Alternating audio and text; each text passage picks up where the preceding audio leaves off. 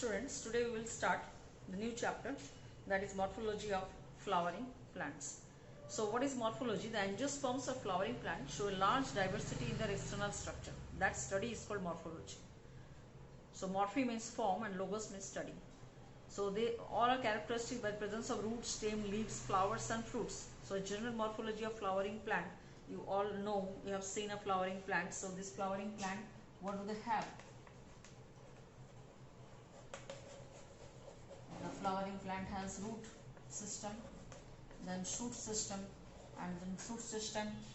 There is stem is there, leaves are there, then these are the vegetative parts, fruits and seeds are there, birds are there. So these all are coming under shoot system. The root system is underground, and that functions we have to read in detail. So the next, root and shoot, first we will discuss the root system. Okay, so what is there in the root system? This is the morphology, that is the external structures.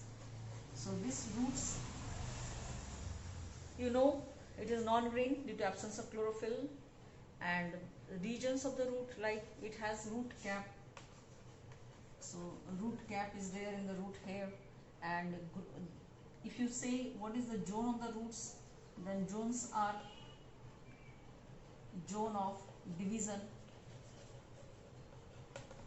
then zone of elongation,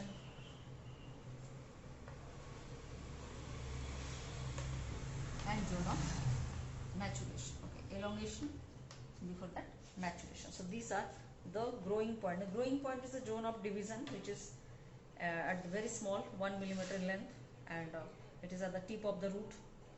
And then zone of elongation will come, that's a meristematic region, growing point, and that speedily increase in the length. And the zone of maturation, that is the root hair zones. So it is the zone where mature cells are present and root hairs grow out. So this is the zones, when the three zones are there. Now if you go to the types of the root system, then there are various types of the root system.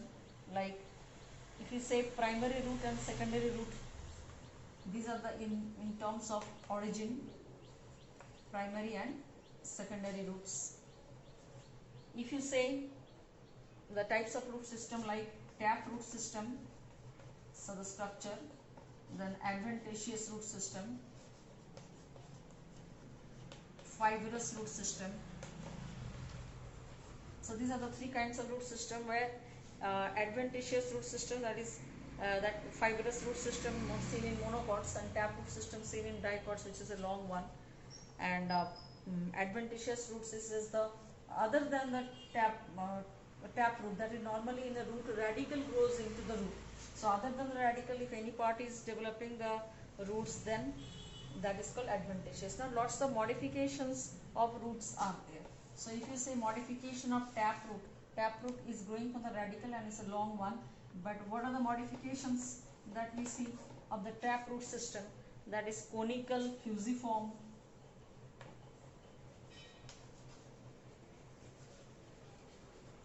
napiform, and tuberous. So these are the modifications of tap root. Conical roots particularly explained by carrot. Okay, and fusiform root is radish, napiform root is the beetroot, turnip, tuberous root is your, that is your tuberous root is the sweet potato. Okay, so these are the examples of conical, fusiform, napiform and tuberous roots. There are also certain nodulated tap roots having nodules, like rhizobium is present in this nodules, and that is seen in case of the pulses.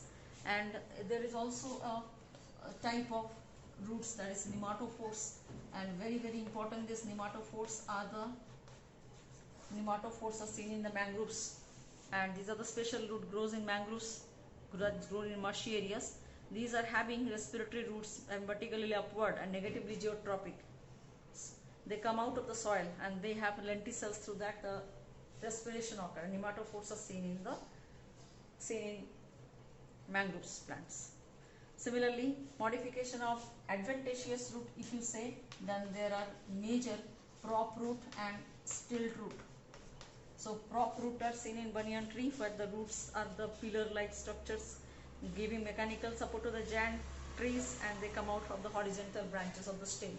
And stilt root are seen in sugarcane, or the G maize, that is maize and sugarcane. And sugarcane scientific name is Saccharum officinarum.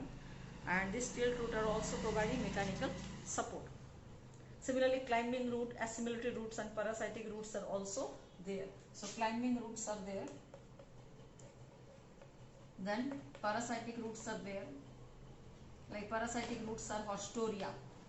Haustoria, parasitic roots that absorb nourishment from the host, and the roots function as Haustoria cuscuta is the example of parasitic root.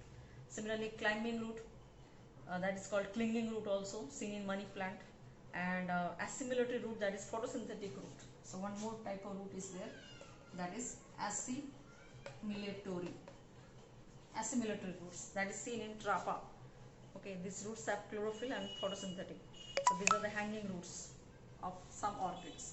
So go through NCERT, read the root system thoroughly, clear your doubts in the online class tomorrow. Thank you.